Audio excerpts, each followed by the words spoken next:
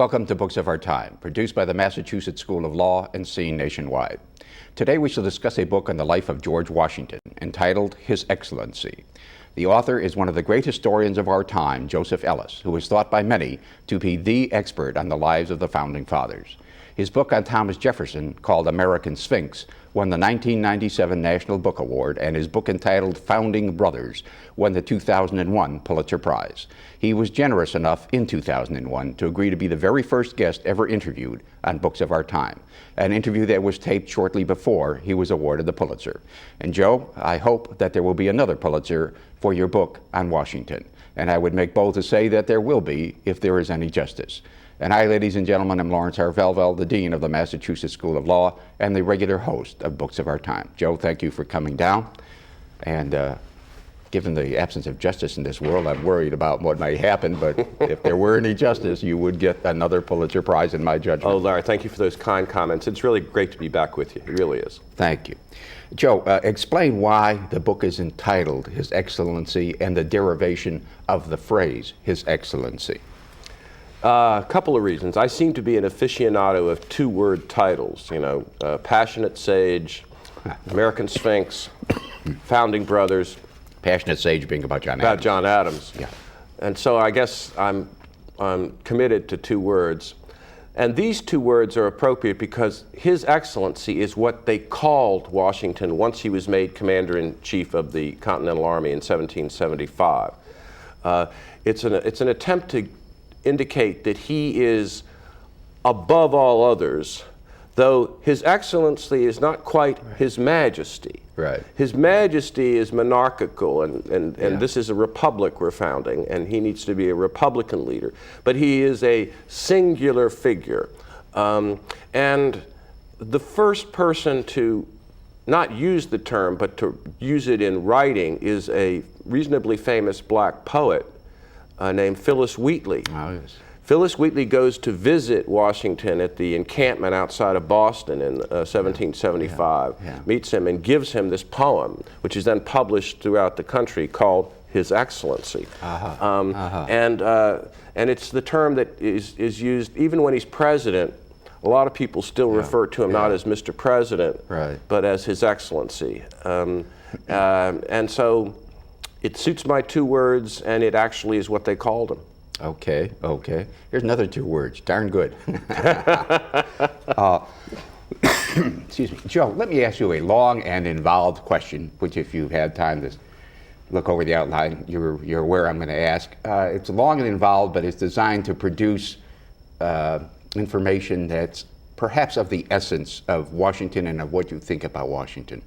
Now, you say early in the book that it has become a little passé to study Washington among historians. They dismiss him as an imperialist, a racist, as being elitist, as being patriarchal.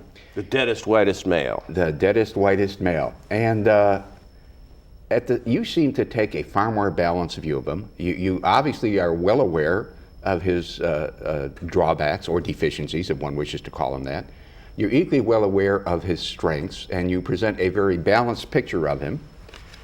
And yet, even though you draw a balanced picture, one could get the impression from your book, I got the impression from your book, that in terms of today, what we think today, what we've thought since 1960 or 1970, he was not really a very likable guy. He was elitist, he was deeply worried about it took actions to assuage the worry about his own economics and his own finances. He was authoritarian. He was somewhat sycophantish towards the British early in his career.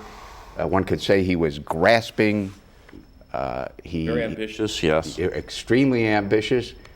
So what is, I don't know if you agree with any or all of that or some of it, but what's your general ideas about what is supposed to, it sounds like a reporter's question, that's a long speech, but what are your general ideas on these subjects?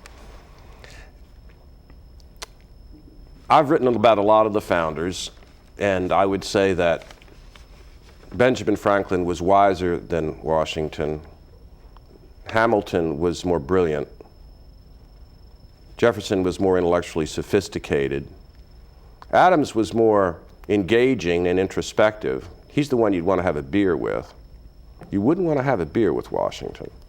He wouldn't talk to you very much. Madison was more politically astute, but Washington was still the greatest. And they would all agree to that. All of the people I just mentioned would acknowledge that Washington was the greatest, and in some sense, what I call the foundingest father of them all. I think that 50 years ago or so, the great British essayist Alfred Lord North Whitehead said that if, on the basis of his judgment, there are only two moments in world history when the political elite of an emerging nation performed about as well as anyone could have expected. One was Rome under Caesar Augustus, and the other was the United States under this group called the Founders. I agree with that. So I begin with the assumption that this is the most politically creative moment in American history. Within that understanding, though, each of these people is a human being. And it seems to me there are two mistakes you can make. They're the exact opposite in trying to understand Washington and the Founders. The one is to canonize them, to mystify and mythologize them. And there's a natural tendency to do that, or at least there was. Within the academy, as you say, the exact opposite trend obtains now. If you were a doctoral student at Harvard or Yale and said you wanted to write your dissertation on Washington's presidency, you'd be committing professional suicide. And Washington and the Founders are often perceived as the instigators of racism, classism, imperialism, patriarchy, and all the evils of the world. I think these are mirror images of each other, these two interpretive postures. And both of them are cartoons. And I think the distinguishing feature of much of the best work done on the Founders over the last 15 years, and there's been this surge of interest in readers too, especially. Some of these books have done very well, thank God. Your child's education. My child's education depends on this. Is that flawed greatness, in which it's almost like when we're young and we look at our fathers or our parents, we first of all regard them as all powerful and omniscient. And then we go through a phase, at least my children went through a phase, where we could do no right. Yeah, you're sui generis. Nobody else ever went through that. And but then you should be able to reach a more balanced perspective and understand your parents as fellow human beings whose flaws aren't the only way to define them, and yet who are not saints. And I think we've reached that point now with regard to the Founders. So in the case of Washington, he was avaricious about land. He had a huge ego. He's not the kind of person you'd want to work for. He was demanding beyond any sensible level, and all that beside the point, because he's the greatest leader in American history. His judgment proved impeccable in all the big ways, and we wouldn't be sitting here today. He's the only person that was indispensable in the revolutionary generation. You can imagine replacing all the others, but it's difficult to imagine the revolution succeeding and the United States becoming a viable nation without Washington there. Joe, being a lawyer, I've been trained in specifics, that obnoxious characteristic, to be sure. Let me go through some of the things that you said that would be considered less desirable in today. You talked about his avarice for land, being one such thing. His great demandingness of his staff being another thing.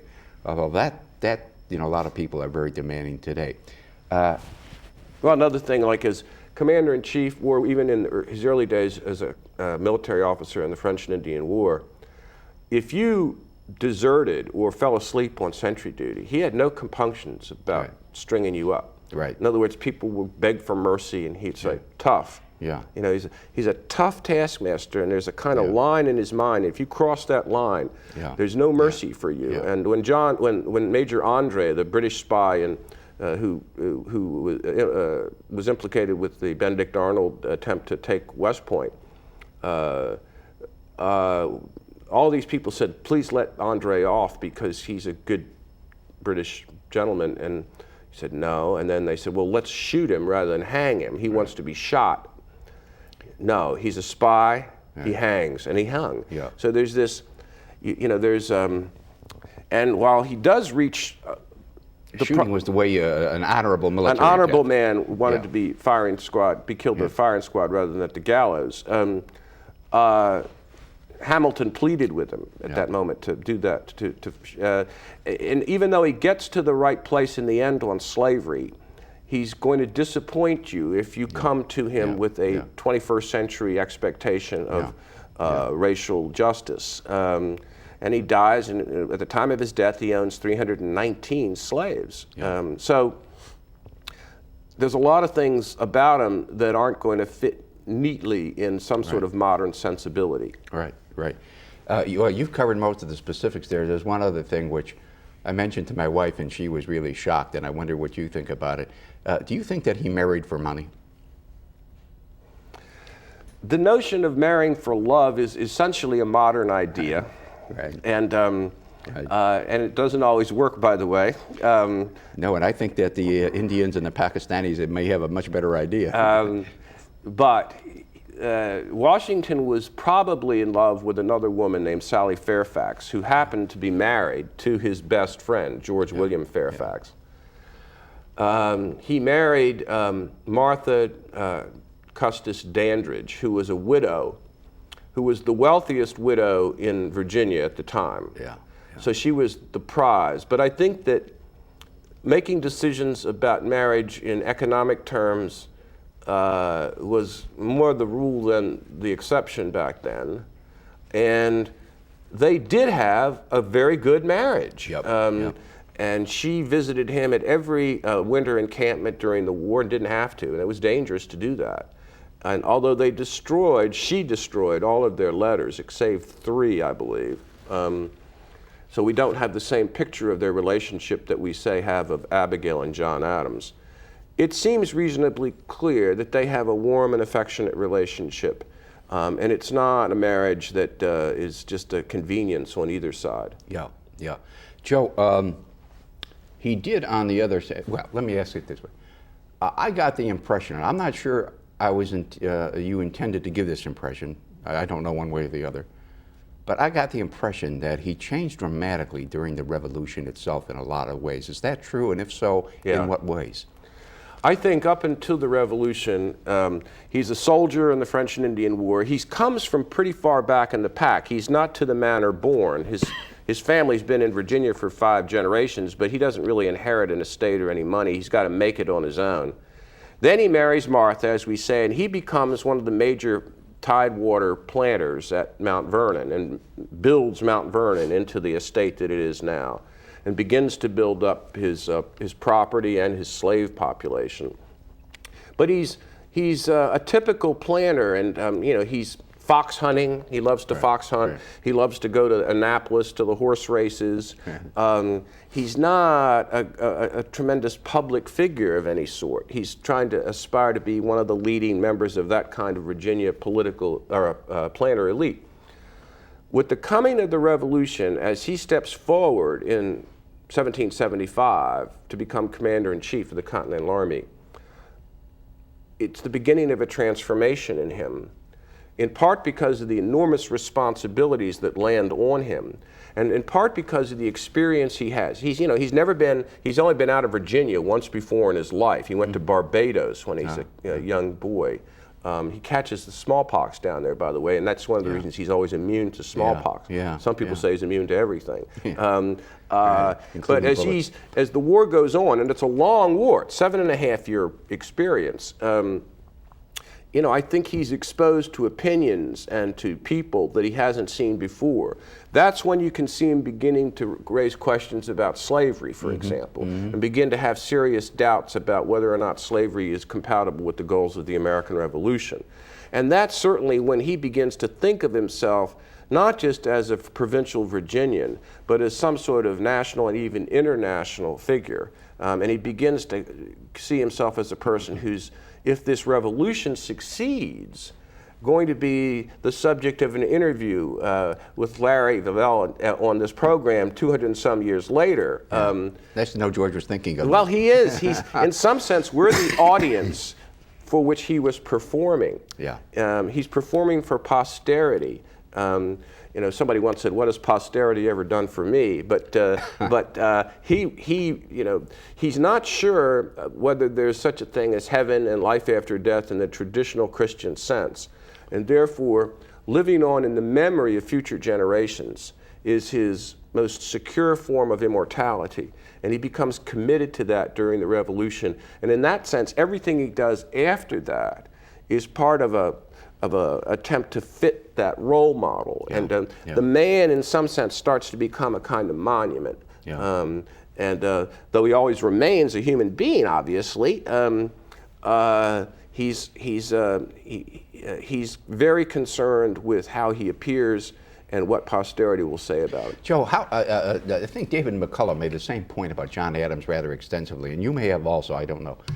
How did people like Adams and Washington come to the opinion that if this revolution succeeded, they would be remembered for hundreds of years, forever even? Mostly by reading Roman and Greek history and the Plutarch's lives, Cato's letters, and seeing that in the classical world, the founders of those two ancient states, you know, become major historical presences. But you're right, Adams, almost as much as Washington, is obsessed with his own fame. And in 1776, he writes a letter to Abigail, you know, before the Declaration of Independence, and says, Adams does. Adams writes to Abigail, "Buy a leather binder, save every letter I write."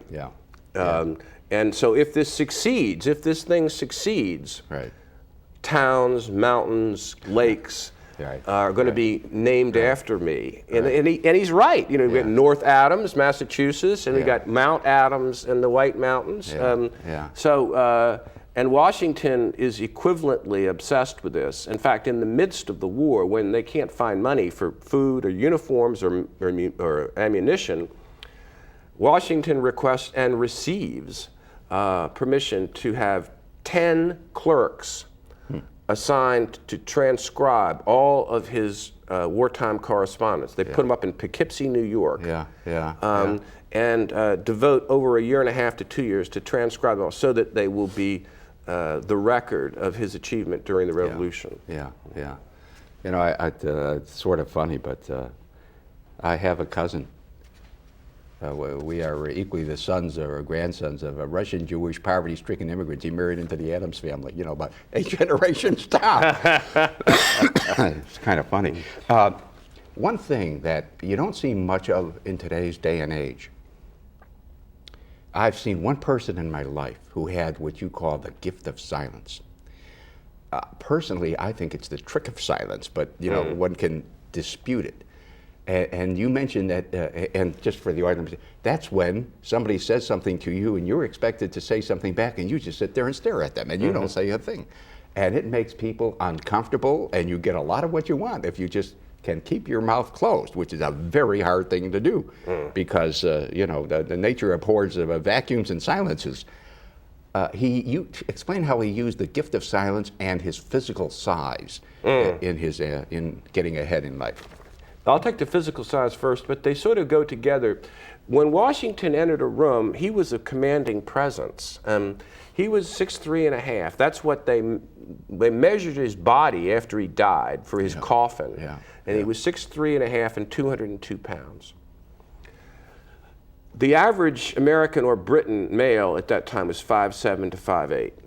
So he's a head taller than everybody else. John Adams said that we always picked Washington to lead us whenever we gathered just because he was always the tallest man in the room. He also... It's not so different than today. No, but there are certain tall people that are clumsy and oafish, and if you did a purely physical description of Washington, he had enormous hands and big hips, and he could sound off almost like an oaf, you know. But in motion, he was like a dancer. He was a great dancer. He was a great horseman. He was a natural athlete. He was sort of like John Wayne circa 1939 in Stagecoach, you know. And he's a kind of an action hero almost. And so he commands the space around him in a way that is extraordinarily powerful. And in fact, there's one scene at the Constitutional Convention. It could be apocryphal, though you'll see it in a lot of the history books, where Alexander Hamilton says to another delegate, Gouverneur Morris, to go up to Washington, put your hand on his shoulder and say, "How you doing, George?" Because nobody does that. And so Morris goes up to him and does that, and Washington just takes his hand off of his shoulders and looks at him, doesn't say anything, and it's like frozen, you know. But the gift of silence, and Adams talks about Washington's gift of silence, which he so much appreciated because he was incapable of it himself. At some point, Washington understood that his own stature and his own significance was such that if he kept silent, people would read into him, almost like a Rorschach test, what they themselves wanted. And so when he's chairing the Constitutional Convention throughout the summer of 1787, he never says anything, except at the very end. He enters the debate at the very end, just to get on the record. He knows, he has an elemental sense of human nature, and he's accustomed to commanding space and to being the person who will have the final say. So therefore, he doesn't need to enter the debate. The debate goes on around him, his aides, his cabinet, and then after it's over, he decides. It's a style of leadership that only a certain kind of people are capable of. But he was a true master of that. We have to take a break. You know, it would be entirely too political, so I will not ask the obvious question, like what presidents, if any, of modern times do you think have had similar styles of leadership in any way, shape, or form? But that's very political, so we'll just take a break now. All right. Stay with us. We'll be right back with Joseph Ellis.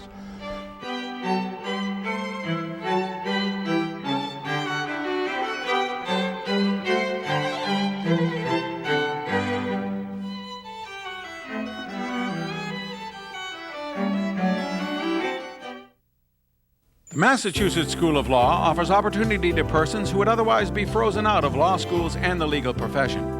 When making admissions decisions, MSL looks at all aspects of the candidate's academic and work histories and does not consider the LSAT.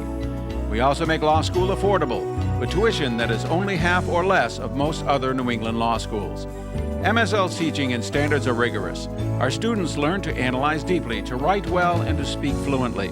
As lawyers, they compete on equal terms with graduates of any other school. They also use their training in business, government, and other fields. An education in MSL can put you on the road to a better professional and business life. For information about MSL's full-time and part-time programs, call us at 978-681-0800 or write us at 500 Federal Street, Andover, Mass. 01810. Or for information and to see the school online, visit our website at www.msl.edu. The Massachusetts School of Law Educational Forum is brought to you as a public service by the Massachusetts School of Law. The winner of 57 awards for excellent intelligent television programming, the MSL Educational Forum brings you panel discussions on a host of interesting, important subjects.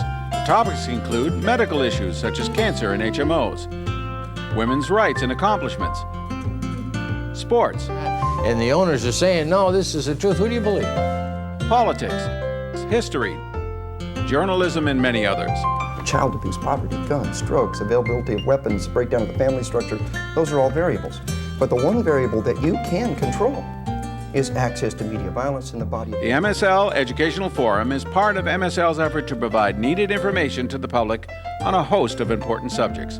Watch the MSL Educational Forum on Sundays on CN8, the Comcast network, at 11 a.m. for informative, thoughtful discussions on important topics.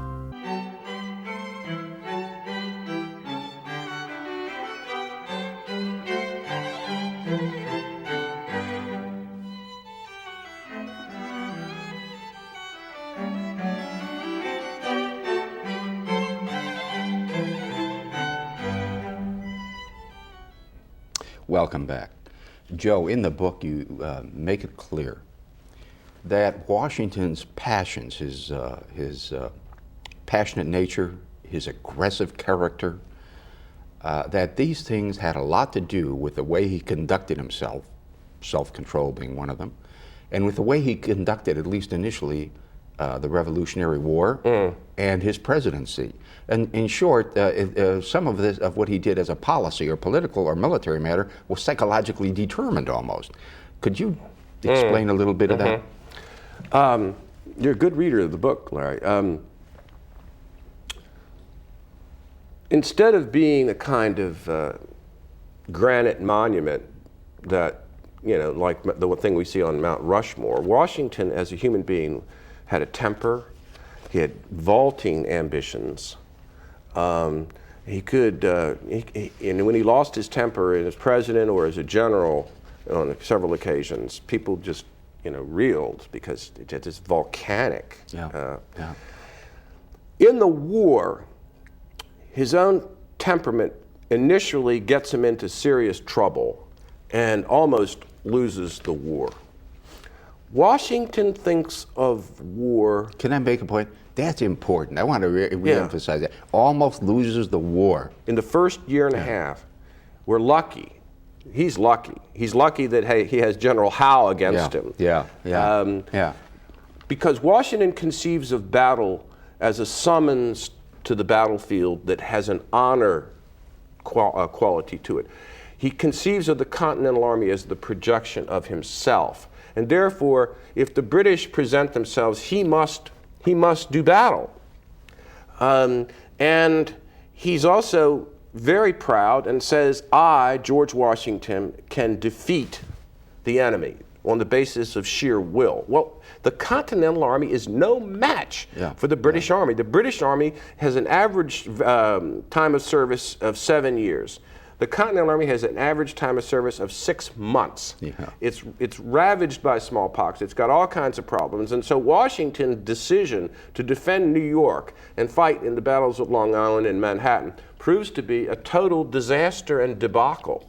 The Continental Army starts out at 12,000 at the beginning of the battle. By the end of the battle, it's 3,000. Deaths, desertions, wounded. And about 3,000 or 4,000 captured.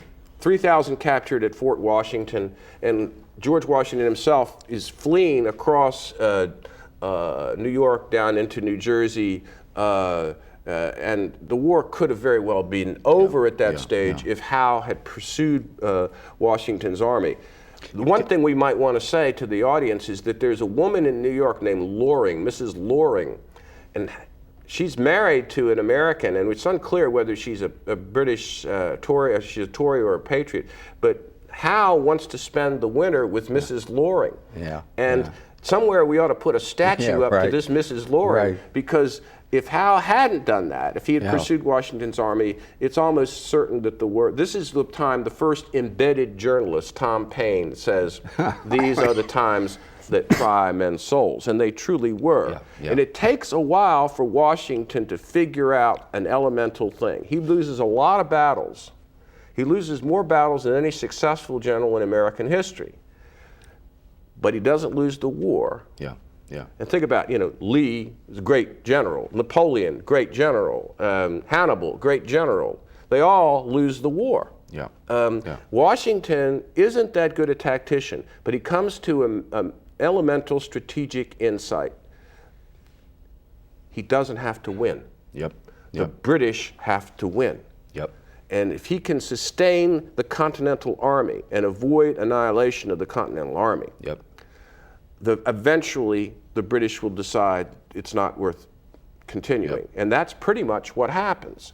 And that's an elemental insight. It's called a Fabian strategy after the Roman general Lucius Quintatus Fabius in the Punic Wars, who it's quasi-guerrilla tactics. It's not quite guerrilla because he's got a regular conventional army there, but it's a recognition that the strategic center of the rebellion, or what we might call the insurgency, isn't a place. It's not Boston, it's not Philadelphia, it's not Charleston. They capture all those places, not New York. The strategic center of the rebellion is the Continental Army. eventually give up. We don't really win the American Revolution. Right. It's the British decide to go leave. Yep. And they have a lot invested in this war, and that, the war that's most comparable is the Vietnam War.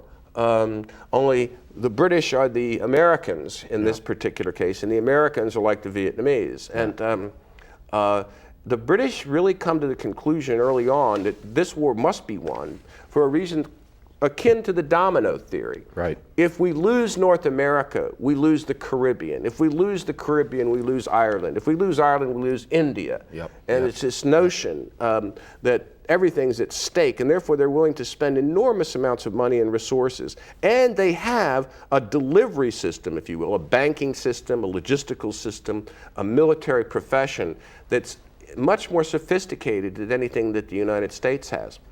One of the things that I got out of the research in this book is how unbelievably fortunate the United States was, because the states often refuse to meet their quotas in terms of money or troops. There's a hard core of 3,000 to 4,000 young men who serve for the duration. Right. A significant portion of them are African Americans. Right. Right. About 15%. It's the last war in which African Americans serve alongside whites, not in segregated units, until the Korean War. Yep. Yep. That's an amazing thing. And not somehow that's a fact that's been hidden in American history. Right, right, and that's and it's also one of the reasons Washington starts to think differently about slavery. He's commanding a lot of African American troops that are fighting bravely. Yep. But these 3,000 or 4,000 guys aren't representative Americans. They're ex-slaves, they're indentured servants, they're recently arrived Irish or Scottish immigrants, they're fourth sons that don't have any inheritance. They're not yeoman farmer types. And they won the war. I mean, it's as simple as if they hadn't stayed together and been the nucleus, right, the Continental Army probably would have dissolved. And I can't understand why they did it. Because they didn't get anything for it. The pensions that were promised them were never paid. They starved throughout most of the war because they weren't provided with food on any kind of regular basis. They were in rags. When the British Army marched out at Yorktown, they laughed at the Continental Army. Yeah. Because they looked like a bunch of ragamuffins. Didn't they play something called The World Turned Upside Down? They say that. We're not sure that really happened.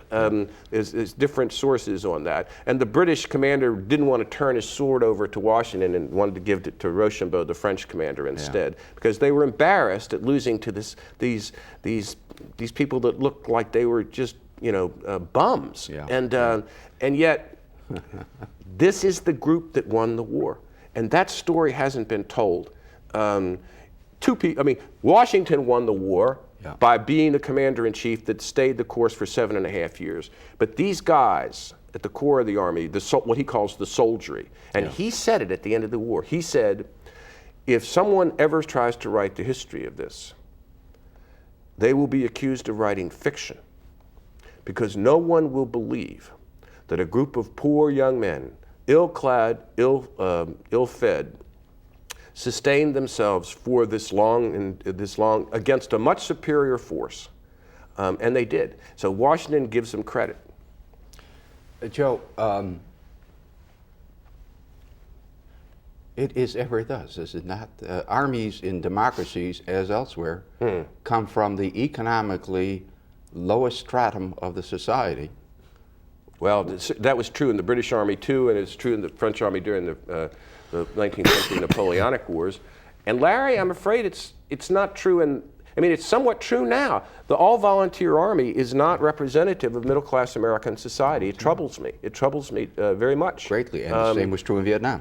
Absolutely, absolutely. Although the draft then, leveled the playing field to some extent, though most middle-class American boys could get out of it. But we've set up a system that essentially perpetuates what was the old, medieval and early modern notion of an army as a group of people that are the bottom of society. Yeah. And another thing that people don't know, now, I would venture, Joe, that not one American in 100,000 knows that 15% of the corps that won the war was African American. Right, right.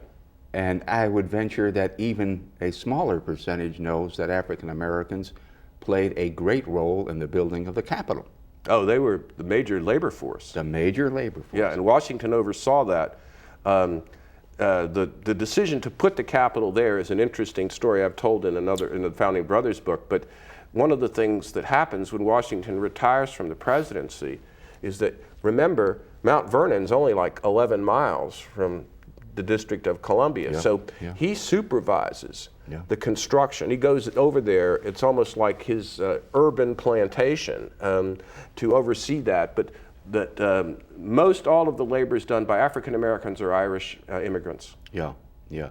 The other thing that I find very interesting was that in believing in this domino theory, it wasn't called the domino theory in those days, but that's what it was, the British government continued this war until apparently the populace finally got sick of it. And they continued it because, as you say, they thought they would lose the Caribbean, they'd lose Canada, they'd lose Ireland, they'd lose India. And what happened instead was that in the 19th century, from about 1820 on, they're the dominant empire in the world. Yeah. The most dominant empire in the world. And I think that's a matter of extreme relevance because if you ask me at least, this is political and it's only one man's view, I think we became more dominant than ever after Vietnam. Well, maybe in both instances, I think it's certainly true with regard to Britain. It's not enough time has passed for us to say whether we can apply this to the United States and its empire. Britain learned some painful lessons in the American Revolution. And one of the lessons they learn is that they cannot insist upon imposing a coercive form of imperial authority. And therefore, they developed the notion that comes to be in the course of the 19th century of the Commonwealth, where you have a lot of autonomy permitted in places like India. Now, there's some coercive things that happen in India too. I don't want to belittle that. But they recognize that a more indirect and oblique form of imperial control works much better. And they do become the great hegemonic power of 19th and early 20th century. So instead of being the end as they feared, the American Revolution sort of is a foundation for learning. They're like the United States and Vietnam. They're a newly arrived world power in the late 18th century. They don't know how to do this. And they're learning on the job. And I think that that in the 19th century they begin to perfect it. It is amazing when you read about Britain in the 19th century and how, literally the sun never set on the British Empire. It was just quite amazing.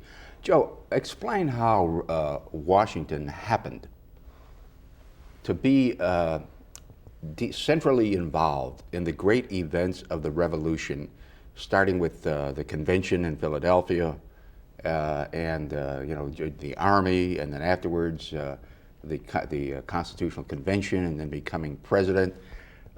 Why is it? How did it come to pass that Washington was always selected for the lead role in these things? Well, I think it follows naturally from, I think that the tough question is, why did he get selected to be Commander-in-Chief of the Continental Army? Because once that happens, then everything else follows from that. And he wins the war. He's the American military hero of the war. He is, he becomes the symbol of the American nation. A nation which doesn't have any kind of coherent identity yet. It's it's a confederation rather than a whole nation. I want to interject a question. I'm sorry but there's something I wanted to get. How is it that Washington knew early on that war was a real possibility before he ever became the military commander? Right. He goes to the Philadelphia Convention in May of 1775 wearing his military uniform. Okay? Yeah. Lexington and Concord have just happened in April of that year, 75. But the formal declaration of war is over a year away. We don't get the Declaration of Independence till July of 76. But Washington is reading the newspapers and he concludes that once blood is shed, there's no going back. And that while the bulk of people in the convention, in the Continental Congress, are looking for some conciliatory posture, Washington, along with Adams, says there's not going to be any conciliation on this, and he steps forward as the prospective commander-in-chief and is chosen, part because he's so tall, but he's a Virginian. They need a Virginian to head this because the war's going on up in New England, in Boston. And they need a Virginian because they need someone in the same way. That's the same reason that Adams picks Jefferson to write the Declaration. The New Englanders want to make sure that they get Virginians involved in this. But once he's picked, and throughout the Boston encampment, they sustain the fiction that there's not a war going on. Now, Bunker Hill has happened. 1,000 British soldiers have been killed in a couple of hours. They say that this is not the king's troops we are fighting. These are ministerial troops. Okay, you want to separate the king from this, as if George III eventually is going to see the error of his ways, and we're going to be able to reconcile. Meanwhile, George III is over there preparing to send 36,000 troops over to New York and crush this thing. A lot of people in those days. A lot of days. people. Once Washington's in that role, and once he successfully wins the war, then he is the singular figure. And he goes into retirement. I mean, now stepping away from power is something we'll talk about at length, I'm sure. But he goes into retirement, and he repeats the same pattern with the Constitutional Convention. They say, you need to be the chair of the Constitutional Convention. He says, no, okay. I only will do this if I'm a unanimous choice.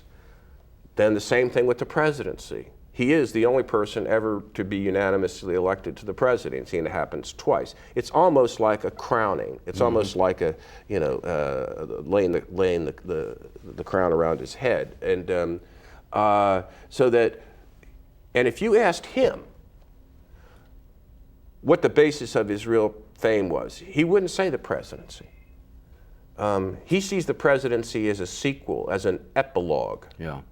The great thing was the revolution, the war, and the success in a cause which, at the time, well, everybody thinks it's inevitable now that we would have won the war, but at the time it was highly improbable, and he sort of pulls this off in a way that perhaps no one else could have done.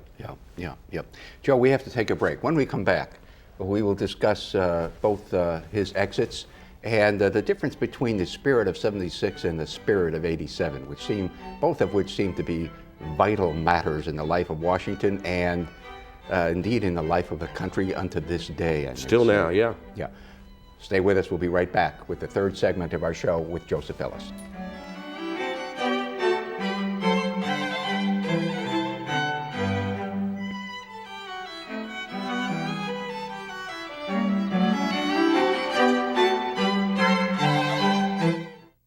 Against the Tide is a page-turning account of the creation and early years of the Massachusetts School of Law.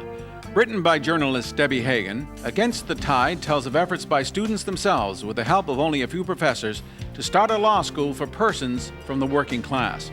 It describes the efforts of competitors and politicians to destroy this working-class school, including a competitor's attempt to burn it down.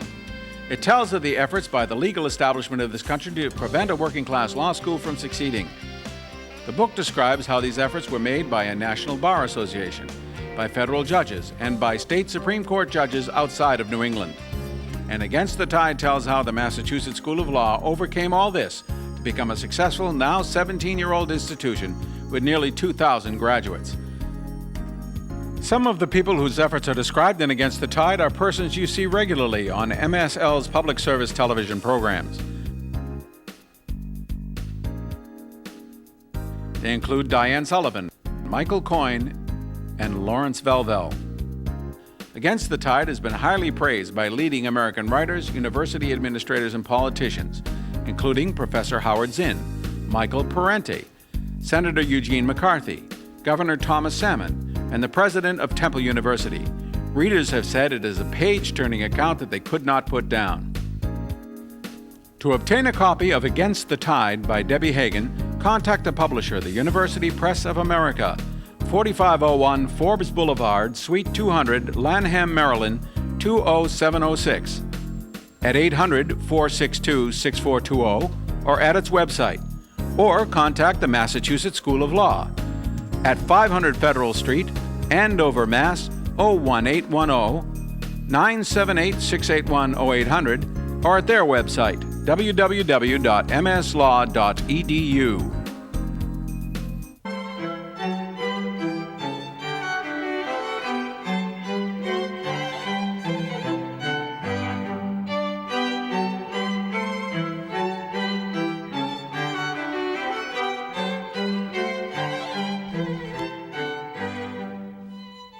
Joe, you have made the point that there was a major difference, which carries on to this day, between the spirit of '76 and the spirit of '89, and that Washington, in fact, had a lot to do with both. Right.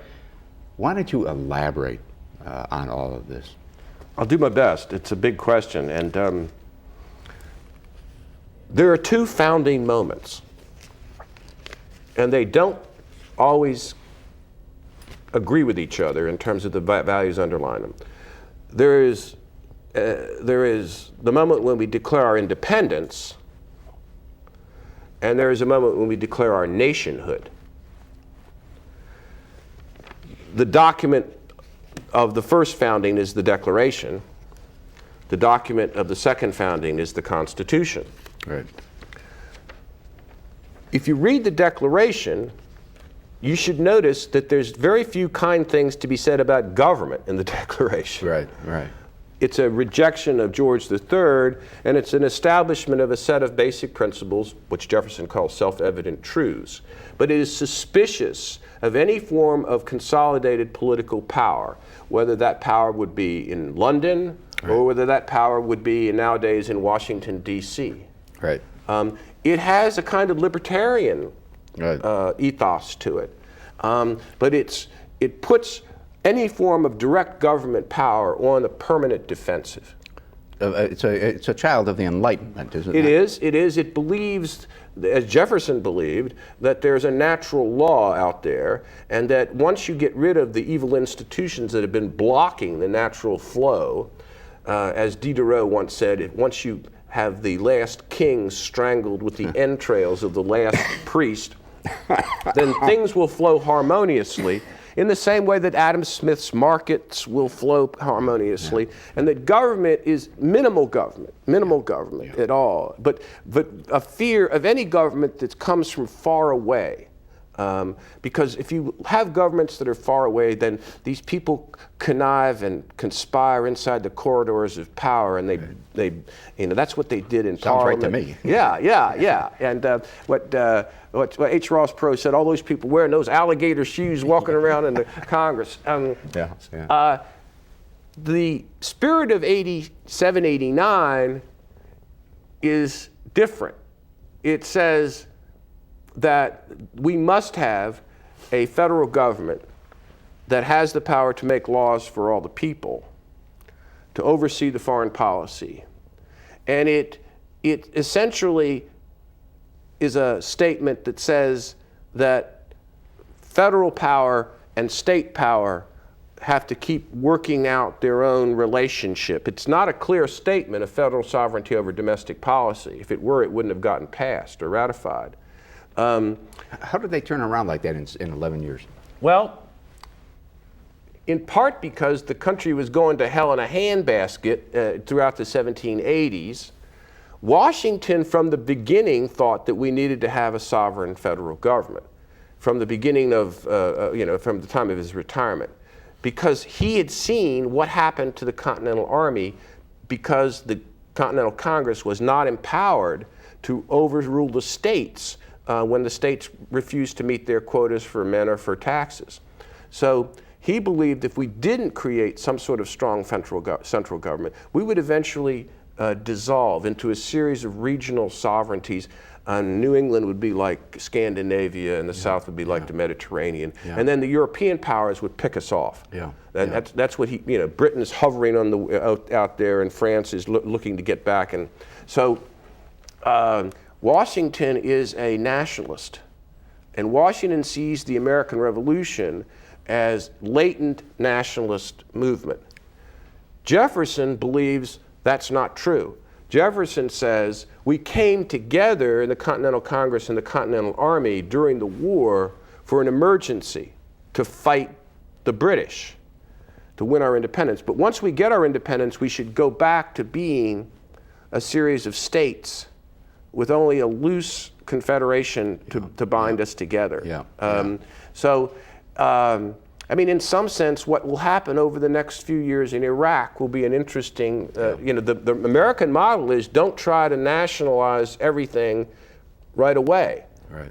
It took them, some time before they could move towards the Constitutional Convention. And there was a strong anti-federalist group in the ratifying conventions that opposed this. Yep. Somebody said at the end of the Civil War that the epitaph of the South is died of states' rights.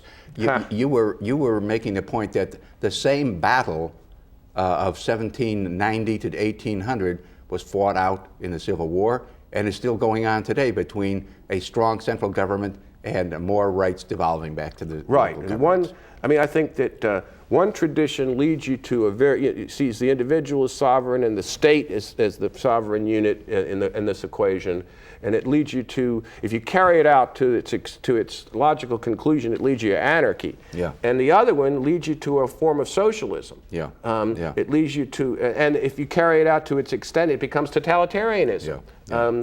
So it's the mix of those two. Essentially, what we've been doing is having an argument for 200 years about these traditions in which no one tradition is completely triumphant. I mean, the role of the court in the 20th century is, does give federal jurisdiction a certain amount of real power, to be sure, and ultimately the place that's going to resolve all issues that are otherwise unresolvable. But even in the court now, as you know better than I, we're seeing a return of power to the new federalism, if you will. Yeah. Without getting into it, because it's a little far afield, but it seems to me, based on the recent history, we've got the same problem, have had the same problem in what used to be known as the Union of Soviet Socialist Republics, in the Balkans, in Iraq. And people are talking about it now in Syria and elsewhere. It's always this problem of how much power goes to the center, how much power does not go to the center, remains on the outskirts. I mean, in the same way that the only thing that was holding Yugoslavia together, other than the personality of Tito, was the Russian Empire. Yeah. And then when you take that away, all of a sudden, all the ethnic groups. I think that the only thing that was holding America together was the British Empire. Yeah. And when you take it away, they break up. Now, they're not all ethnic differences in quite the same way you might find in Iraq or Syria or Yugoslavia, but they're really, people didn't. The word American was an epithet. Think about this. People didn't say, I'm an American. Yeah. They said, I'm a New Englander, or I'm a Virginian. And the word American took a while for it to become a favorable term into the early 19th century, because the American was the term a British person used to talk about some provincial American, some hick from out there in the province. Joe, in the time remaining to us, we have about 6 or 7 minutes left. Excuse me. Let's first discuss Washington's exits, because you make the point that he was the absolute master of exits. Tell what exits he engaged in and how he came to the idea that this is what he should do. He is, as I say in the book, an aficionado of exits. And there are two big ones.